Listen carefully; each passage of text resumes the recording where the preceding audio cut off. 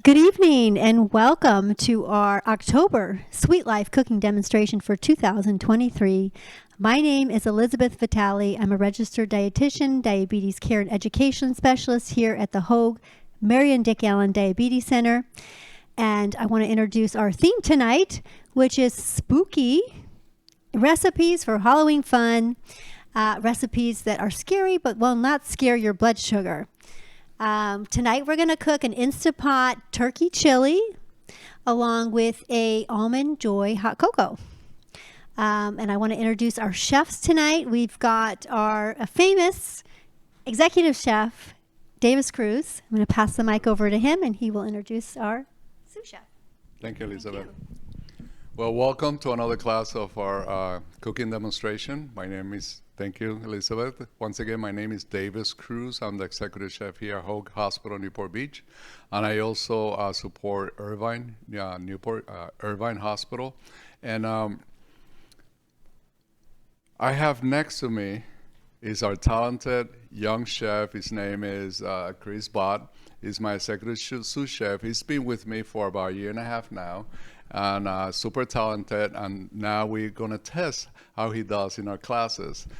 We have done some prior little tests here and there in our kitchen, so I feel confident that he will do a great job, and it will be a great support for me. And if you're the first time viewing our Sweet Life cooking demonstration, I'm a diabetic. I'm a long time, 27 years being a diabetic.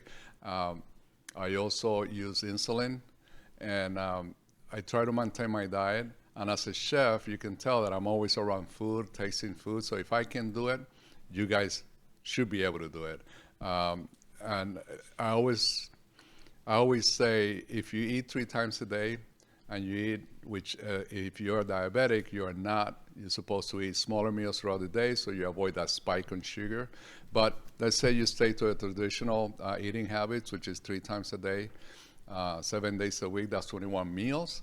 And which one of those 21 meals are you choosing not to be healthy meals? For example, if you have the grandkids coming over the weekend and you choose to have some of the meals that are not as healthy, it's okay. For me personally, has worked great because the rest of the 20 meals that I have is being very healthy, very nutrition, and I maintain my sugar level. So that one meal doesn't constitute that my body's going to react. So in my case, that's been the case. And I joke around because I've been the same weight for the past 27 years. And by maintaining my weight, by maintaining my routine, it works out pretty good in my health. So anyway, enough about me. You know that I can talk all night long. So here we go. Chris is very talented. I want him to talk about himself. I want him to also kind of really tell us who he is. I know who he is. I want you guys at home to know exactly who Chris is. And in my book, he's an ace, and he continued to impress me, and I really enjoy having him next to me. So, Chris, take it away. Thank you so much, Chef Cruz. First of all, thank you so much for the introduction. I really, really appreciate all the kind words. And not just that, it's just been an honor and a pleasure to work with you, Chef.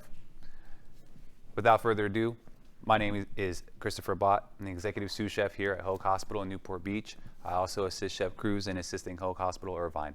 A little bit about me. I've been a professional chef for about 16 years now. I graduated from Long Beach City College with a culinary degree, actually an Associate of Science in Culinary Arts. They have a great program there. Long Beach City College is a community college. However, if you are looking into, or if you have friends, family, or anyone you might know who are actually interested in a culinary career, I highly suggest looking into a community college route. For example, Long Beach City College is an excellent choice. I highly recommend it. Not only did I go to culinary school, but I've just been in many different types of settings in the restaurant industry. In those 16 years, I've been in hotels, I've been in restaurants, and I've also been in the healthcare setting as well. And what really gravitates me towards the healthcare setting is In other settings, you're creating delicious food and you're making delicious plates, that's all good and dandy, right? But at healthcare, you're also learning about the food. You're learning what's really in the food that you're eating. How much sugar, how much salt, how much fat, how much protein, how many carbs, calories. I mean, we count everything. And so that's probably why you are here as a part of this class, to learn more about food, to learn what's really in your food, what you're eating, and what your body does with that food once you eat it, and how it affects you on a daily basis. Now, without further ado, I want to go ahead and start introducing our recipe. It's an Instant Pot pumpkin spice turkey chili. And so here, my Instant Pot was beeping. It just turned off, but we're going to turn it back on for you. Okay, so now with that being said, we have 2 recipes for you today. We're going to do the Instant Pot pumpkin spiced turkey chili, and we're also going to be doing an almond coconut hot chocolate. Okay, so you're going to be using some ingredients that are in season right now, but you're also going to be taking some ingredients that you might be using for sweet dishes. For example, we're going to be using some pumpkin puree for our chili, and you might be thinking, wow, pumpkin spice chili? Well, we're really going to develop some flavors with our fall ingredients here. Okay, so without further ado, we've got our hot Instant Pot, and I'm going to kind of explain to you what the Instant Pot is really good for. Okay, so the Instant Pot, a lot of you, I've actually heard from other friends, coworkers, that the Instant Pot was a gift, given at Christmas, and a lot of people really put it away, collects dust, and they don't use it, or they live by it, right? And so I'm one of those people who live by the Instant Pot. I use this Instant Pot on a daily basis, and what it really does is it develops flavors in a much shorter amount of time. Meaning, if you're cooking chili, you're cooking chicken broth, you're cooking different types of soups and stocks and things that take quite time to develop those good flavors, well, the Instant Pot will cut that time down. So for example, if you're cooking your chicken broth and you're cooking a 4-hour chicken broth, it will cook a 4-hour chicken broth in 40 minutes. Okay, it's absolutely incredible. Okay, and so today we'll be making our Instant Pot chili. We'll be putting it in for 5 minutes, and it'll develop the flavors as if we cooked this for 50 minutes. So that's what really the advantage of this Instant Pot is. It cooks things under pressure instead of a standard boil. When you boil something, you're only boiling at about 212 degrees. It doesn't go any higher, it doesn't go any lower than that. And so, with that being said, the Instant Pot raises that boiling temperature above 212 degrees. It goes up to almost 350 degrees and higher. And so now, when it goes above that temperature, that's when the magic starts to happen. That's when the flavors and it's starting to develop. It's under pressure. So you might see on TV shows or the cooking shows, oh, he's cooking a pork belly. How is he going to cook that in a 45-minute competition show? Well, under that pressure, you're actually tenderizing, developing those flavors under pressure. Okay, so I can't say enough about how well this Instant Pot does with pressure. Okay, so. Canned beans, I use the pressure cooker for beans all the time. So beans that traditionally would take 20 hours on the stovetop, you can cook them in 20 minutes. So really great for beans. And not only beans, stocks, and soups, there's all these buttons, right? One of my favorite buttons to use on here is this yogurt setting. So a lot of you at home might have some milk that's getting ready to expire, and you're like, what do I do with it? I buy this whole gallon of milk and I only used half of it. Pour it in your Instant Pot, hit the yogurt setting, close it, forget about it. When the timer goes off, you're gonna have fresh curdled yogurt. You just scoop it out, put it in a flat Tupperware, let it come down to a cool temperature before you put it in the fridge. And the next day, you're gonna have fresh plain yogurt. So it's really incredible. So I highly encourage, if you do have one, to kind of play with it. You can look up recipes online and things like that. But the yogurt setting, the saute setting, our bean setting, meat chili setting that Elizabeth had mentioned are all excellent settings to use this Instant Pot for, okay? So now, without further ado, we have a nice hot pot. It's been preheated, so we're gonna go ahead and begin cooking our food.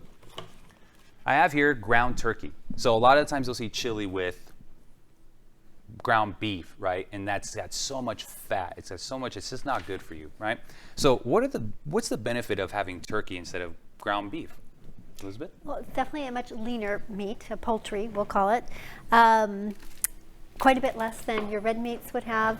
We're about 3% saturated fat on the fat profile, so it does have saturated fat. Keep in mind, a lot of that fat is also in the skin, so we want to get that skin off. That's right. From a nutritionist standpoint, we want to take it out before we cook. From a cook, probably cook it with the skin, but so we're getting really nice lean protein. For 3 ounces, we get about 24 grams of protein, just 2 grams of fat. The darker meat's going to have a little more fat and a little more calories, while that white meat is going to have a little more protein. It's a fast twitch muscle, that's why it's so lean.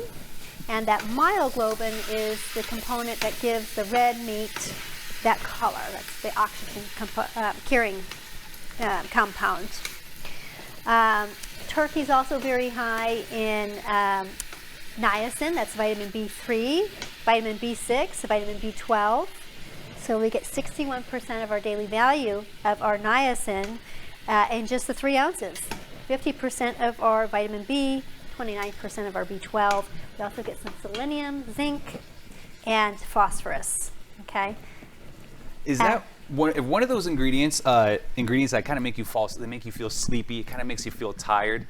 We like to refer it as itis, but those are the types of things that you'll find in proteins that will make you feel kind of sleepy, kind of tired, but that's because it's comforting. That's why chili is kind of a comfort food, because you feel good, you feel relaxed after eating something like this. Okay? Yes, so it has that high tryptophan, the amino acid tryptophan, and that is going to produce that serotonin, and that neurotransmitter is what gives us that relaxation sense. So, couldn't have said it better myself. I'm so glad she's here with us today.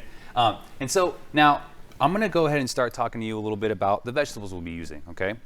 So I got some bell peppers here. We have 2 different colors. Okay, so we got an orange bell pepper and we got a red bell pepper. Now there's 2 other colors that you don't see here. We're missing our yellow bell pepper and a green bell pepper. And the reason why I want to bring this up to you is because the bell peppers, they're pretty much the same. However, it's just the maturity level of the bell pepper. So if you see a green bell pepper, that means it's in the very early stages of its growth. It's ripe. I mean, you could use it. It's ready to go. You know, fine. There's not that much flavor though. The flavor develops in the bell pepper as it grows. So once it turns yellow, then it turns green, and then it'll turn red. Okay, and so when you have a red bell pepper, that's when you know it's fully ripe, it's got full flavor, and that it's fully grown. Okay, so are there different nutritional benefits to the different colors or varieties of bell peppers? there is actually. So the red, the most mature stage, we're going to have about double the amount we would in the yellow, right? So we're getting high amounts of vitamin A, beta carotene, which converts into the vitamin A. Vitamin C, we're getting high amounts of vitamin C, and potassium with these bell peppers. Not only that, you can see that wonderful array of colors. We're getting the antioxidant family, the carotenoids. So we're getting a lot, several members of the carotenoid family in the bell peppers. We're getting that beta carotene, lycopene, lutein, zeaxanthin, and the yellow predominantly has the zeolaxanthin. Okay, so a little bit different phytonutrients in the peppers too. I love bell peppers and onions. One of my favorite things to cook at home. I put it on, you could put it with soups, sandwiches. I mean, even as a topping on top of your steak, fajitas, right? It's just, bell peppers are so delicious and they're so good for you. And so that's one of the reasons why I really like this recipe. Now, with the bell pepper, sometimes you've got big bell peppers, sometimes you got small bell peppers, sometimes you got bell peppers growing all over the place. They look all crazy. So I'm going to show you a better way to cut your bell pepper, whereas a lot of people might not be used to, but it's more efficient and it'll help you not make a mess, right? When you cut into it, you got all those seeds that go everywhere. And so I'm going to show you a way to avoid what we call a white pith and the seeds, okay? And so a white pith, you might have heard that term with things like oranges, limes, those types of, and of course, bell peppers. So I'm going to show you a little trick here, okay? So we're going to take off the end here. Okay, so now you should be able to see right into the bell pepper. This is perfect, great to use, okay? So now we're going to pick any of these loops. See how it loops in? It kind of likes a 4-leaf clover, okay? So we're going to go into one of those loops. With our knife, set it down. And on one of those loops, you're just going to slice right into the loop. But as you slice down, you're going to pull this bell pepper towards you. And what this is called a roll cut. Now you can do the same roll cut with things like cucumbers, bell peppers, pretty much anything that's round, oranges, and if you're very good, you can even do a lemon. But start with a bell pepper, very easy to practice, and wait till you see the result. So we're going to slice in, pull. Remember, don't slice all the way down to the cutting board. Just slice barely through the vegetable and pull. Push. Pull and push. Slice, pull, and push. And so that's it. And so there you'll have your core. No seeds are taken out. You see all the white pith. Those are the items that we don't want. However, if you wanted to maybe compost this, throw it in your backyard into some dirt, highly suggest that, okay? So now I'm going to show you one little cut. So you see how beautiful this is? There's no white pith, there's no seeds. I can do anything with this. I can chop this into, big pieces, small pieces, dice them out, and I'm going to show you how to make make a small dice in a very easy way. So we're going to slice that down in the middle. You can take this bell pepper and stack it right on top of that other bell pepper. See that? Okay. So now we just take it down. And also, a little tip. Whenever you're holding your knife and you're holding a product in your hand, hold the product in your hand like you're holding a ball. So act as if you're holding a ball. Go down to your vegetable. And now your knuckles are tilted away from the knife. Okay? So now I have them stacked up. You go ahead and start slicing down. 1, 2, 3, 4, all the way down.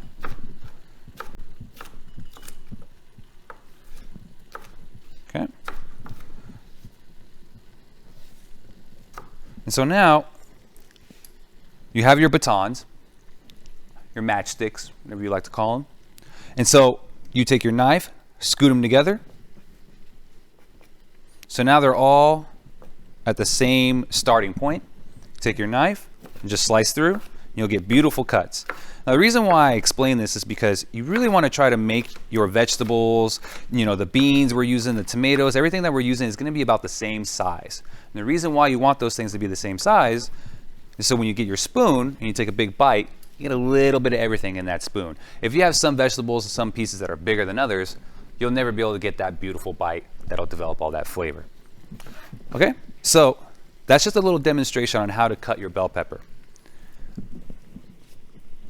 So we're going to now begin the next process. Our meat's been cooked, has been sauteing out for quite a bit of time. Stir that up. And now what we're doing is we want to flavor the meat with the aromatics. And your aromatics are going to be things like seasonings, spices, and aromatic vegetables. So I've got our onion, I've got our bell pepper. Go ahead and add our bell pepper that we chopped here as a demonstration. And then I'm also going to add our garlic. But I'm going to show you a little trick with that garlic, okay? Now, here I have whole garlic, but we need minced garlic, right? So a lot of times people might just slice it or they end up chopping it up and then it kind of spreads everywhere, okay? We don't want that. We just want to mince it in a clean way. So I'm going to show you a little trick. Take a tiny bit of salt, put it right on top of it, just a tiny, tiny little pinch, okay? Take your knife, put it right on top of the garlic and give it a little smash, okay? And from there, take your knife, make sure your hand's off the cutting board and press flat and push. Press flat and push, flat and push. You just do that a couple times, back, forth, back, forth, back, forth. And that's it. Take your knife, scrape it right off the cutting board, and there you have minced garlic. Totally chopped up, ready to go. There's no mess, and you can do it in literally seconds. Whereas if you've tried to dice or mince garlic at home, you know how that goes. You get big pieces, small pieces, sticks to your knife, it's just a mess, okay? Highly suggest this trick. So we're gonna go ahead and go in. Now, I'm sure there's some excellent benefits eating garlic and incorporating garlic in your diet. What kind of benefits do you get from eating garlic in your chilies and your soups and stuff like that? Yeah, one really nice benefit of garlic is it can help lower cholesterol levels. Unfortunately, we get most of those benefits when it's eaten raw, and a lot of us don't want to eat it raw. So from a nutrition standpoint, it's good to put it at the end of the meal so you get more of the raw components. And if you really want it to have a powerful impact on your cholesterol levels, it might be good to get a concentrated form in a supplement. They do sell that in the supplement shops. All right, so now we've got our aromatic herbs, or excuse me, we've got our aromatic vegetables in there, but now we need to add the aromatic spices, okay? So we're really bulking up the flavor in the meat, okay? So our turkey without those flavorings with the spices, the seasonings, and the vegetables, turkey's very bland. There's no fat, right? Which is a good thing in this case. But fat equals flavor. We know this. So how do we add the flavor without the fat? That's going to be all in your vegetables and your spices. So now that we've got our vegetables in here, let's begin to add all of our spices. Okay, so we have here chili powder. Now,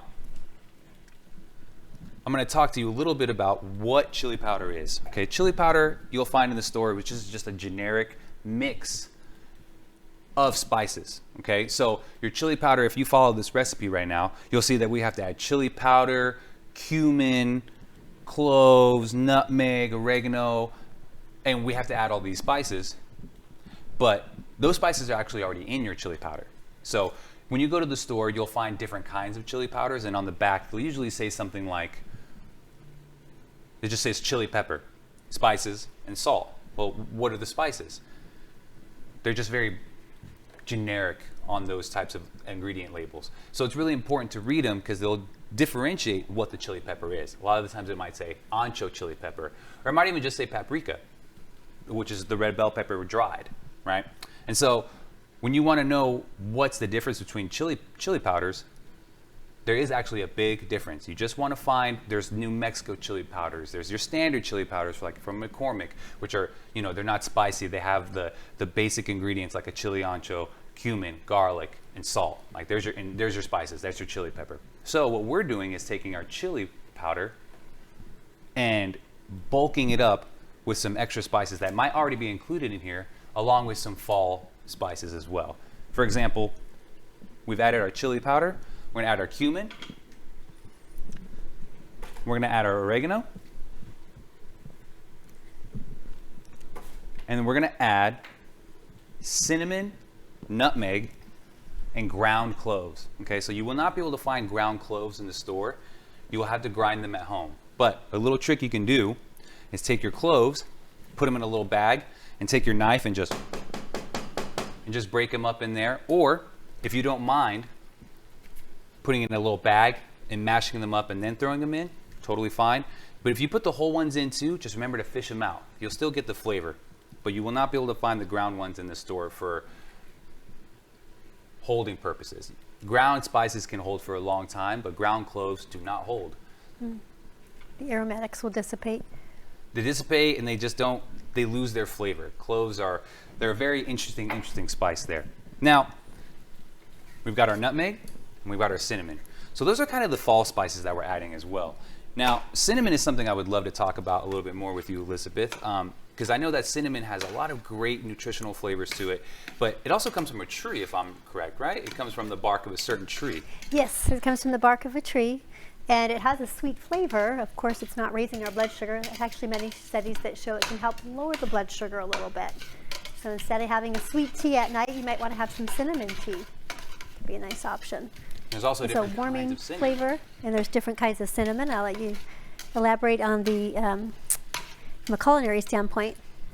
No, my apologies on that. And I know that the different kinds of cinnamon, you have red cinnamon, and then you have bark cinnamon, which is usually the sweet cinnamon but the red cinnamon also comes from a tree, but when you dilute it and you cook it, it gives you a red broth, a red syrup, and it becomes very spicy. You might even see them in spicy candies, or I believe there's something called a hot toddy where it uses red cinnamon. Delicious stuff. But when you're buying cinnamon, make sure you differentiate hot cinnamon and regular cinnamon, okay? So now, our chili has been seasoned. We have all of our spices in there. We have our vegetables in there. Now we just need to add our canned goods, okay? So here, we have our kidney beans, we have our black beans, we have our canned tomatoes, and our pumpkin, okay? So, the benefit of just buying canned is, bar none, right? They're ready to go, they're absolutely delicious for you, and what kind of nutritionals that you would get from beans? I know that they've got lots of fiber for you. Yes, so we got a good vegetarian source of protein for those that may not eat meat.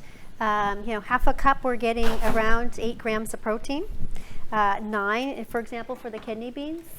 We're getting a lot of fiber. We're going to talk a little bit more about the types of fiber in the kidney beans. It's a great source of folic acid, folate. And we also get some iron in the beans, but along with that iron, we're getting those phytate molecules, which can inhibit the iron absorption. So it might not be your best source if you're relying on it for your iron, but So now, and it is a carbohydrate, so let's not forget that. that's right. Half a cup of our kidney is around 23 grams of carbs. Our black bean might be around 20. Nutrition profile slightly different, but they have some really basic components as far as the fiber and the protein similar. Our kidney beans going to have a little more vitamin B6, and our black beans are going to have more thiamine, riboflavin, pantothenic acid, a little more folate, magnesium, and potassium. They also have something called isoflavones, but that's going to be higher more in your soybeans. We did in another cooking demonstration this year, if you saw that one. High sources of potassium. So if anyone is on dialysis, have end-stage renal disease, we have to be careful and not eat foods high in potassium. So this would be one that wouldn't be most appropriate there. But I'll let you cook a little bit, and we'll. Of course. Thank you so much, Elizabeth. And you know, beans and the garlic and the vegetables and the turkey, it sound like a really hearty dish, right? So while we're building this, you can tell like, wow, this is not your normal chili. This is a chili that it's actually good for you. Because a lot of chilies out there will just be beef, onions, seasonings, tomato, and there's nothing hearty about that. But we're incorporating, you know, our whole vegetables, you know, different kinds of spices that actually have nutritional value for you. So it's all about, you know, you're making your chili, but what kind of ingredients you are using. And today we're using all healthy, delicious, friendly ingredients that won't scare your blood sugar. And he also did low sodium on the beans. So we want to be careful when we buy canned goods that we're buying low sodium. Also with our turkey too, if you're buying like a turkey lunch meat, you want to look for those low sodium varieties. Correct. Very good tip. Very good tip. There's not all product is created equal out there. So you want to make sure you're looking for low sodium, fat-free, which will be some of the items we're actually using today. So now that we have our Instant Pot turkey chili is almost done. So we're going to start adding our pumpkin.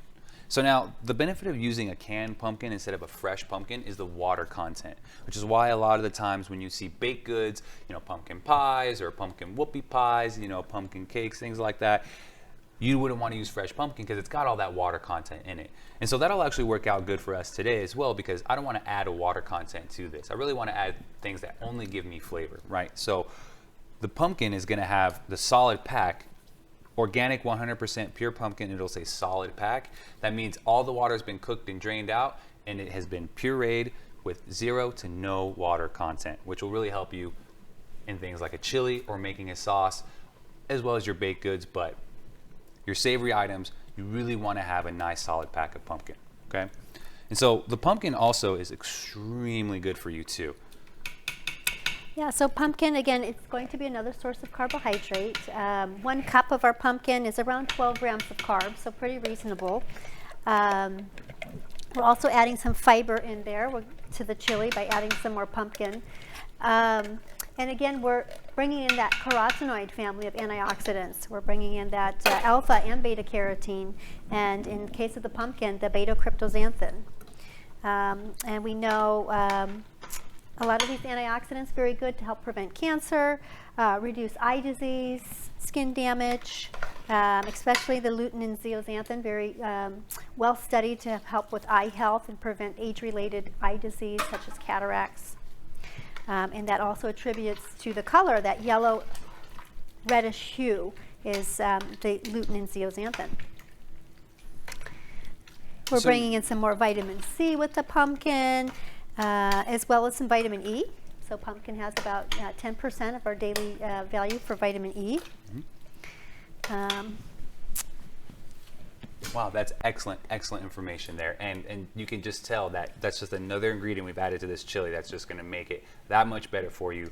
And so also one ingredient I've added you might have seen during that explanation, and you might be looking at that ingredient here on this list and say, oh, we just added apple juice, right? And so now we both know that apple juice and juices in general can be high in sugar, right? However, you can find apple juices that are low in sugar, but this apple juice right here is just a plain apple juice. We're using a very tiny amount.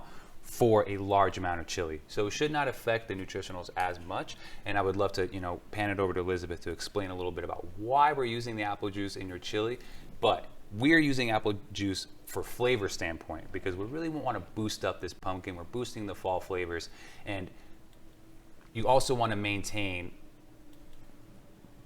the month of October. The ingredients that we use, you want to be seasonal, right? We won't want to stick something in here that was from springtime, like fennel, right? So that's spring, right? We're not going over there. We're going over towards October, and apples are a great source during that time. However, using a little bit of apple juice to kind of give your chili a little bit of viscosity, a little bit of liquid to it, because if we just added the pumpkin, it'd be too thick, right?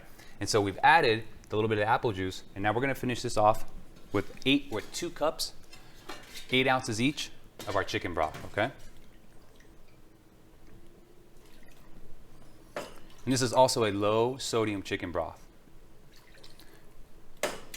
that you can find in stores, widely available for you. Pretty much you can find anywhere, but we're maintaining the salt content as well as our sugar content in this. So we want to make sure that everything in here is balanced, good for you, and we're not loading it with salt and sugar, things that are not good for you. So now, I don't know how much you can see, but if you can see this whole pot, it's starting to look like a pot of chili to me. Now, here's where the magic's gonna happen, okay? So now, Instant Pot's gonna go on. Now, you see this chili? That's gotta cook for at least an hour, right? Like for it to be a chili. So now, we got our lid. Make sure this steam lock, there's venting, and then there's locked. And it tells you right on the top, okay? So we seal it. We're gonna go ahead and come over here. We're gonna press our cancel button. And now we're gonna turn on pressure cook. Right over here, okay? Let me turn the time down. We're only gonna do this for 5 minutes, okay? And you're like, whoa, 5 minutes? It's not gonna be cooked. I promise you it will, because the chili that we just finished right now was almost done. Now this pressure that we're gonna put it under is just gonna really compound the flavors as you would with a soup pot or a Dutch oven, where you put the lid on and now the steam and the flavors, nothing's escaping. It's kind of being recycled into the soup, the steam and the moisture. But you can't reach the temperature. It only will hit 212 max. Now this is gonna raise that temperature, which is gonna raise the complexity and the development of the flavors that we get. Normally you'd take time to do that, but with here, we're gonna take pressure. And I promise you, you're gonna see a delicious difference in about 5 minutes. However, the saute button will help us preheat this Instant Pot. For example, if you were to put 5 minutes on your Instant Pot, it's not gonna start away 5 minutes. It'll have to preheat. So that might actually take 10 minutes. And you're like, wait a second, so now it's not cooking it in 5 minutes. It's actually gonna cook it in 15 minutes. Correct. But it's the quality, it's the amount, it's how much it cooks it in that time. And you'll see soon. So we're gonna let that go for 5 minutes, and we're gonna move right on to our almond hot chocolate. So now we're basically gonna make a hot chocolate, very simple. It's almond hot chocolate, something that you might not be totally familiar with, because we're gonna be using almond milk. So with this drink, you were basically taking a bad drink. You couldn't really, if you were diabetic, having a hot chocolate comes in the packet, it's a dry powdered packet, and usually in those dry powder packets, they're mixed with lots of sugar, right? So we want to stay away from those packets. They have the dried marshmallows. They're delicious, but they're packed with sugar, okay? So we want to stay away from that. We're going to sweeten our hot chocolate with Splenda, but there's some new sweeteners out there that you can use that are excellent. They don't raise your blood sugar, and they're natural. They're not chemical sweeteners, like, for example, monk fruit. Monk fruit is a natural sweetener that comes from the monk fruit, and we're in a good time now that we are able to process this type of sweeteners and put it in the markets. I'm able to find this monk fruit sweetener now in little packets as well too, so that's something that you can look for in the markets. But I would like to turn to Elizabeth and to highlight what's the difference between using monk fruit and maybe something like stevia or Splenda or Sweet and Low. Yeah, so they have different levels of sweetness too. For example, the Splenda is our sucralose. So the sucralose is going to be about 600 times as sweet as sugar. So you'll use a little bit less if you would of the Splenda than if you were to use the monk fruit. So the monk fruit is coming from a fruit in China, Lo Hangao, also known as swindle fruit. And it is about 150 to 200 times the sweet as sugar, so not quite as strong as some of the other sweeteners on the market, the Splenda and things like that. Both of which, the Splenda and the monk fruit, are both stable at higher temperatures, so that's something you might want to look into if you're planning on baking or cooking with an alternative sweetener. And this, the monk fruit, how it's made is they'll remove the tough skin and the seeds, and then they'll crush the fruit, filter it out, and extract the sweet part. And what we're extracting is something called magrosides. The magrosides, if I'm pronouncing it correctly, it doesn't absorb well in our digestional tract. We'll get the flavor, that sweet flavor, but then it doesn't really absorb. So that's how we can prevent our blood sugar from going high, by consuming something with the monk fruit. That last word you said amazed me. I was not sure what you said, but I was like, wow, the world of the dietitian is absolutely amazing. So brilliant, so smart, because this is what you learn about what's really in your food. I mean, there's a whole science behind it. So, wow, that's amazing, Elizabeth. It was called Mayo, what was it? Magrosides. Wow, I was very, very off. Absolutely incredible. And you'll be able to get those items, in those vitamins and minerals you will be getting from the items that we're cooking today, specifically from our almonds. So what I'm doing right now is I'm just toasting our almonds, okay? So nuts have good fats in them, right? So something that we all know about is, almonds and walnuts and pine nuts. They provide a good source of fat, okay? So, and actually toasting the almonds will release that fat. It's gonna, and you might not see it, right? So hearing that word, you're like, wait, fat? Well, releases good oils, I should say. Because there's natural occurring oils in almonds and peanuts and walnuts, and those are the items, if you toast them, that's when you really start to smell it, right? Same thing with if you were to zest an orange, right? There's actually little oils, natural oils that come out of that stuff, and when you zest it and you get the oils, you smell it. That's where the smell comes, that's where the flavor comes from. Think of almonds the same way. Once you toast these up, you're gonna start smelling them. If you were here right now, you can already smell it. And that's coming from the natural occurring oils that come from the almonds. Which is also why you don't add any oil, any spray, you need to use a dry pan, because there's going to be natural occurring oils in this pan that are going to help coat your almonds. Yeah, so most of our nuts fall predominantly into that monounsaturated fatty acid profile. So in reality, most of our foods have a range of different fatty acids in there, and they get put in a category based on their predominant profile, and nuts and seeds will fall predominantly into that monounsaturated fatty acid. And of course, they have a certain range of poly as well, but you're not getting saturated fat. So our saturated fat comes from animal sources, meats, cheese, dairy, with one exception. One exception of the plant kingdom for saturated fat is going to come from our coconuts and our palm. So that will carry some saturated fat. But you will not have cholesterol in plant food. That's just in animal products. Now you might see that I'm constantly moving these almonds, okay? Because that's because I'm doing it on a stovetop. Of course, the better way to toast your almonds would be in a nice low oven at about 300 degrees. Pop it in there for about 10 minutes, and you'll get perfectly toasted almonds. But just to show you what I have here, it only took a couple minutes. We have our almonds. You can start to see that they're developing a little bit of color on the sides. You start to see they're starting to brown up a little bit right there. Now, if you were here, you would smell this. It smells like almost like an almond butter. If you've ever cracked open a jar of that, it's exactly what it smells like, without the sweetness, of course, but you're getting that beautiful toasty flavor. This is actually going to be our garnish for our drink. And so you say garnish for a drink, that's what's going to set you apart from all your friends and family. So we've got our garnish for our drink right here, our almond hot chocolate, right? So we always, in the chef world, we want to, whatever that you're cooking, you want to save a little bit of what you're using for the side, and you could use that as a garnish, okay? So sometimes, for the chili, you could do something kind of fancy with your bell peppers, maybe do some slices and pickle them and then put them on top with your sour cream. You can have fun with your ingredients, okay? But that's another class. So now that we've got our almonds toasted, the next part is just going to be making our base for the chocolate. So now, in our blender cup, we're going to begin to assemble the actual chocolate mix, okay? So as you go down the recipe, it's gonna ask for 4 cups of unsweetened almond milk, okay? So now that's quite a bit, right? It's gonna be this whole container, because 1 cup is 8 ounces, and this is a 32-ounce container. So 8, 16, 24, 32, right? So that's 4 cups total in here. So you might think, wow, 4 cups sounds small, but then you see a big container like this. So we're gonna go ahead and use this whole container.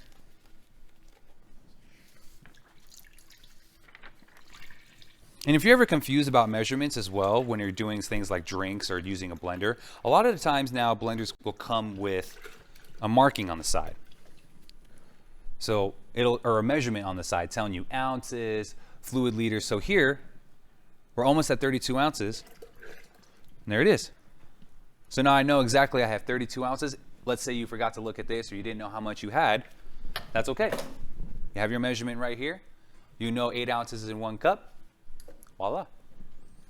All right, and so now we're gonna add our cocoa powder. Now, cocoa powder is a delicious, delicious ingredient. You know, we use this for a lot of baked goods, but we're gonna use it for a drink, making our own chocolate mix. So is cocoa good for you as well? It certainly has good properties, so I'm going to talk about that for just a minute.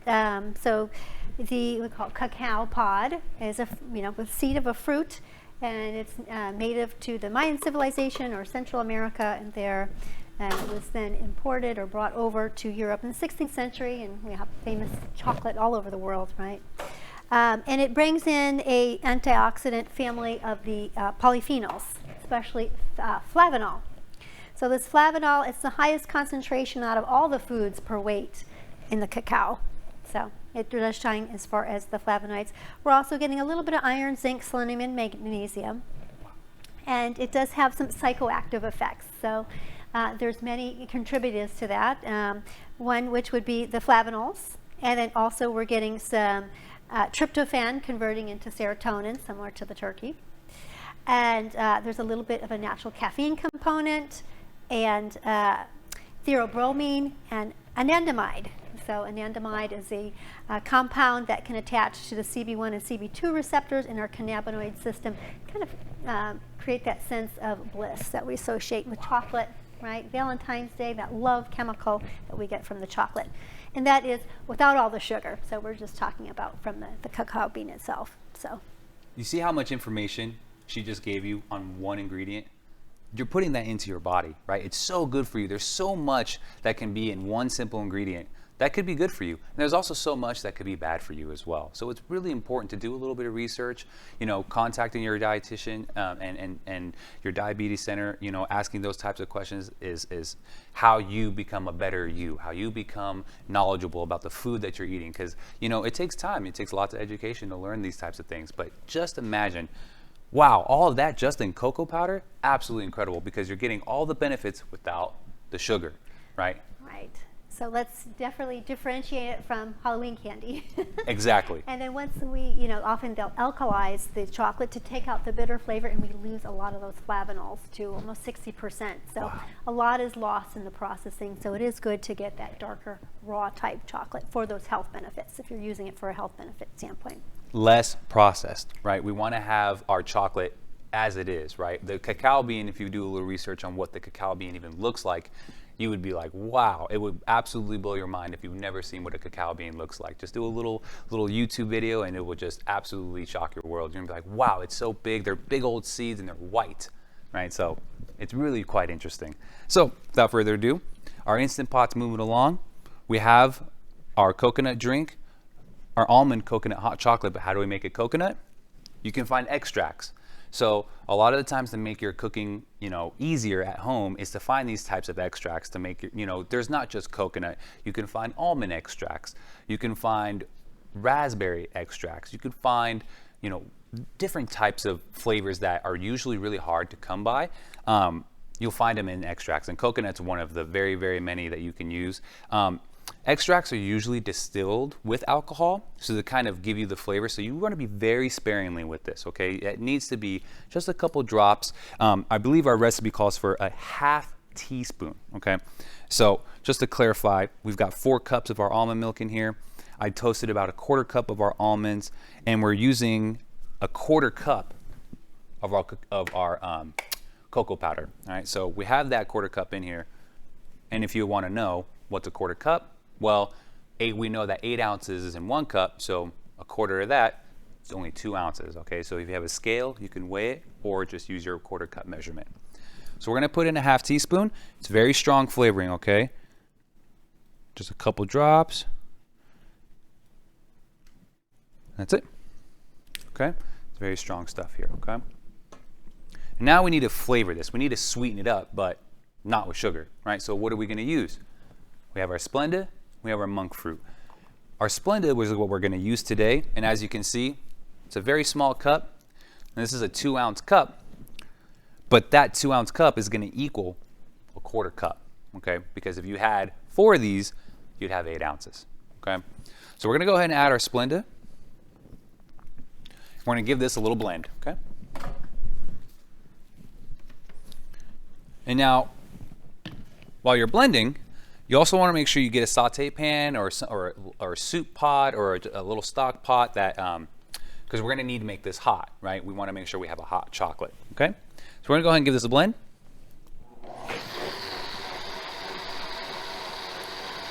So now, while that's blending, you see the magic? It's happening. We have the steam, it's getting ready to set. Once I see the steam come out of the venting, we're going to see this, a pressure valve. It's a little red valve, and soon this is going to pop up, okay? And when this pops up, we're going to see what the time limit says, and it'll be, say, about 5 minutes, okay? But by the time the pressure valve comes up, it's going to be under an immense amount of pressure. I mean, we're talking over, I believe, anywhere from 300 to 350 degrees boiling, okay? Which is, before it used to be scientifically impossible, but then you put things under pressure, boom. We just changed the cooking world, right? So now, while this is going, we've got our hot chocolate mix. Let's go ahead and add it to our pan and make a hot chocolate.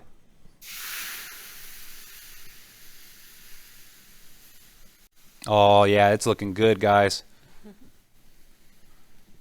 I hear soon we're gonna have some live classes possibly, so this might become a reality. I really hope so. All right, so we got our hot chocolate in here. We're just gonna go ahead and let that come up to a nice simmer. We don't wanna boil this because we know what happens when you boil something like almond milk. It can curdle, you can really destroy the flavor. So we just wanna warm it up, but we don't wanna bring it to a boil. So just remember that, okay? All right, so now we're in action. We've got the hot chocolate cooking. We've got our Instant Pot cooking. So something I wanna talk about a little bit about is why we're going to be using our yogurt.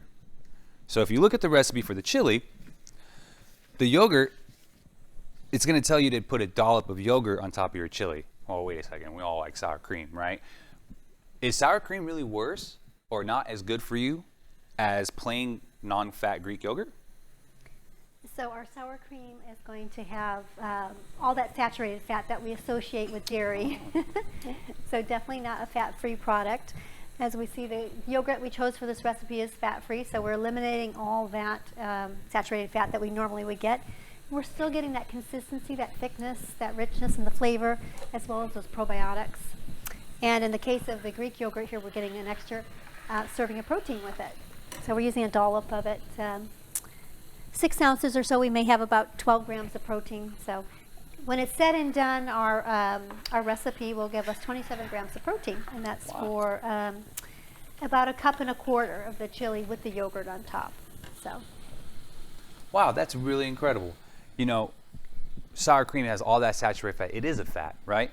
But we just replaced it with something that looks and almost tastes quite similar with no fat, and we're also adding protein, right? So just a simple little swap. But when you really mix up your chili and you start to mix everything in there, that's when you're going to realize you're not going to miss it. It's almost the same. Those little substitutions can make a huge difference in your diet, okay? definitely. So now we are under pressure. This little guy right here should be popping up in about any second now. And so what we're going to do is to make things really fun for you guys. I've been under pressure, and it'll be under pressure for about 5 minutes. Once we're done, I'm gonna go ahead and hit the cancel button, and we're gonna release the steam. Now this is what's called a quick release. Now as you go down to the bottom of the recipe, it'll say when the valve drops, carefully remove the lid and stir in your seasoning, okay? But we have to wait for that valve to drop, right? And so this is a process of how to release that pressure so you can get to your chili instantly. So here it goes. Boop, and there it is. So now once that sets, it should start our timer.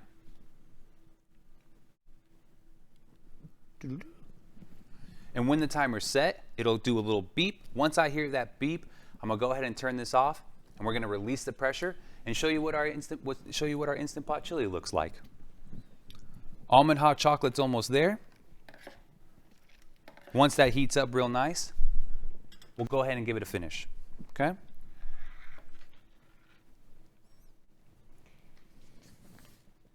So our almond hot chocolate, I guess a traditional one, we know if we go into some of those specialty coffee shops, we can end up with 54 grams of carbohydrate in 1 cup, most of which is sugar. So our alternative version we made for you folks here in our Sweet Life demonstration is going to run us about 11 grams of carbohydrate per cup. So that's about 1 serving, a little less than 1 serving of carbohydrate. So now what I'm about to finish it, I have our hot chocolate that we just made from scratch, right? We added our cocoa powder. It wasn't a pre-mix. We blended it with our milk. We sweetened it a little bit with the Splenda, right? And so now we're missing some whipped cream, right? And so you can find the Ready Whip no fat, okay? So they're gonna have a different color. It'll tell you even on the back of the bottle or right on the front, fat-free, okay? Fat-free whipped cream, yes please, right? So we got a nice, healthy alternative to some of the favorites things that we love, okay? Give that a good shake. Go around, round, and round, okay? Well, that just looks like hot chocolate to me. But we got our almonds. So these almonds might look a little big to you, right? So I don't want to drink a big old almond. So let's put a little trick on it. Let's chop them up a little bit and garnish our hot chocolate. And remember, we toasted it, so when you take a drink of this, you're gonna smell like a toasty almond, and it's gonna really give you that psychological, whoa, I'm drinking almond, right? So it's the senses where you might go to some nicer restaurants, they do those types of things. So we could do the same thing at home. Remember, go high, don't go low. If you go high, it'll spread evenly. If you go low, it's gonna go in one spot. Okay, so go up a little high, sprinkle it right on top. I wouldn't have thought that. And there we have your Almond Joy hot chocolate, okay? Oh, what about our chili? Let's take a look. Okay, so we're on. The timer hasn't been set yet. No worries. I'm gonna show you, because it's been about 5 minutes. We're just gonna go ahead and press cancel. And now we're gonna do a quick release, okay? So Elizabeth, I'm sure you're aware what happens when we do a quick release on pressure cooker. For you at home, if you don't know, it's a little crazy. Here we go. This is process right here, the quick release is gonna take about 2 to 4 minutes. It doesn't take too long. But you see all this steam coming out? This is the pressure, right? This is the magic that we're releasing. So a lot of times when you have the luxury at home to, take a little bit of time to do your Instant Pot, you can actually let the valve close on its own without releasing the steam. So when you do that, that kind of gives you time to, maybe set your table or do some dishes and kind of catch up and clean up before you serve your dinner. So I really, really like the Instant Pot because it allows me to not burn my items. I can kind of set it and walk away so I can do some other things, clean up my dishes, set the table, put the dogs outside because they keep wanting to smell the food, right? So it gives you time, right? I love, love, love the Instant Pot because it's one less thing I have to worry about when cooking maybe multiple dishes or cooking a big pot of chili, and I don't want to sit there and stir it for hours, right? So lots of really great benefits to Instant Pot, something I use on a daily basis, okay? So Yeah, it'll go into that warming mode. You don't have to release the valve. The pressure will come down gradually. I can tell she uses it a lot. That's good, because she knows the magic that your Instant Pot can do at home. So much safer than the old pressure cookers, right? That you're afraid to go near it. So safety, absolutely important point I'd like to talk about. this isn't the first pressure cooker, right? Pressure cookers have been around for many, many, many, many years, okay? But they're very, very dangerous, right? Because you can't really control it. The Instant Pot helps you, you can control it, you can cook it under pressure without burning, set it, forget it, I can move on. It's really, really an amazing piece of equipment here. So now we're steaming away. Our little valve's going down, it's going down. Now, of course it takes a little bit of time, right? But the reason why it takes that time is because once you see the product that we're about to serve, you're gonna see the color, you're gonna see how bubbling, the beans, they're kind of expanded. It's all, you're like, whoa, we just did that in a couple minutes. You made a drink and now the chili's ready? I mean, that's what the Instant Pot is all about, okay? So, as we go along. Yeah, if anyone needs a softer type diet, this is a good way to make your vegetables and your meats nice and tender. Chewing, swallowing problems, these are good tools to help have a diet that's suitable for whoever you're caring for. It's really, really incredible. Just remember that when you are doing this at home and you do the quick release, you want to, give yourself some space. You don't want to be really close to this because it can burn you. It can absolutely burn you. It's very, very hot steam coming out of this. So just another little safety tip that you just want to be careful when you're doing your quick release. Okay, some very hot steam under pressure, so always just be careful, okay? Make sure that pressure valve, that little, in this case it's red, that it's fallen down before you try and open it. And the Instant Pot will actually, it won't let you. So if I were to try right now, it won't. It won't let me open it. It won't let me, it'll stay locked until this valve drops. And so in that time, you can kind of clean up a little bit. You kind of get your stuff situated. I've got my bowl, I've got my preset. Oh, and I've got my yogurt to take place for the sour cream, right? So I've got everything ready. That way I don't have to pay attention to this. Okay, so now the steam's going away. I don't know how much you can hear from there through the mic, but the steam's starting to lessen. It's starting to lessen out a little bit. And now, see that? It's almost there. So before, you would not be able to do that, okay? Which means, you're that much closer. See, it takes some time, right? It's a lot of pressure this thing is under, right? Yeah. Keep in mind the recipe we provided serves 10. So a lot of times, a lot of my patients are very busy and they don't have time to cook every night. So this is a dish that you can have for multiple meals if you need to. And you just reheat. And so again, one of those servings is around 230 calories, 27 grams of protein. Sorry, 19 grams of protein, 27 grams of carbohydrate. Saturated fat, 1.3, so pretty low. And what she just said, we're serving 10, right? We just cooked for 10 people in 5 minutes. Now, I don't know if you can see this, but just look at that chili. I mean, it speaks for itself. You cannot develop that type of flavor in that amount of time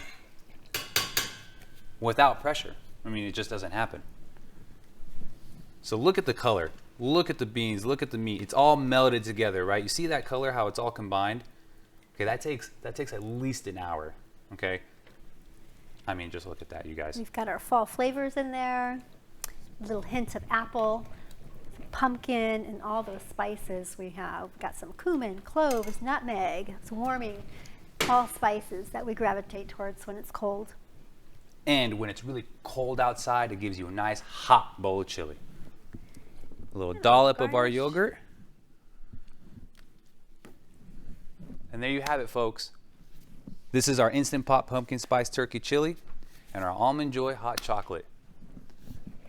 Thank you for joining us tonight. We're so happy you could participate and watch, and hopefully you can make this at home for you and your family. We also want to make sure you come back next month, November. We're doing another one. Foods to be thankful for, diabetes-friendly and quick recipes for your holiday season. That will be done on November 14th, so please be sure to tune in. And also remember, we are here for you, our staff, to meet your needs for diabetes care. We have classes, we have individual sessions.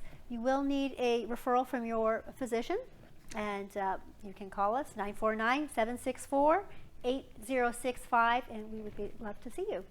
Thank you so much. Have a wonderful evening. Thank you so much.